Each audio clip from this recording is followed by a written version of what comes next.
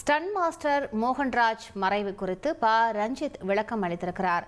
கூடுதல் விவரங்களை செய்தியாளர் ராஜாவிடம் கேட்கலாம். ராஜா வணக்கம். அவர் என்ன விளக்கத்தை கொடுத்திருக்கிறார்? இது தொடர்பாக விவரங்களை பதிவு பண்ணுங்க ராஜா.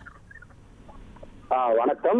ஸ்டன் மாஸ்டர் மோகன்ராஜ் மறைவு குறித்து இயக்குனர் ரஞ்சித் ஒரு அறிக்கை வெளியிட்டிருக்கிறார்.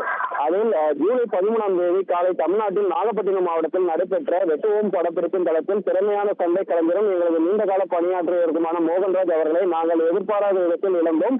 அவரின் மனைவி, குழந்தைகள், குடும்பம் மற்றும் அவரை சக பணியாளராக நண்பராக அறிந்த அனைவருக்கும் ஏற்றும் வழியற்றதாக எங்கள் உள்ளம் கலங்குகிறது.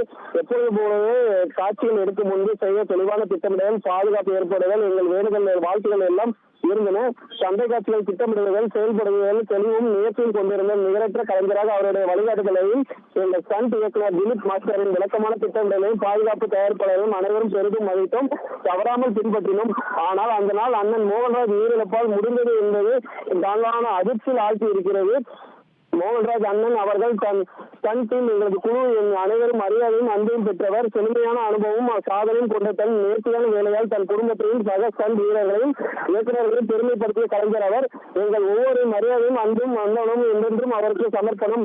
இது எங்கள் அனைவருக்கும் எழுச்சிய பேரெழுத்து. ஒரு கணவராக, தந்தையாக, பிரமாதமான சண்டை கலைஞராக, நேர்த்தியான மனிதராக வாழ்ந்த மோகன்ராஜ் அண்ணாவின் இறப்பிற்கு எங்கள் ஆழ்ந்த இரங்கல்கள்.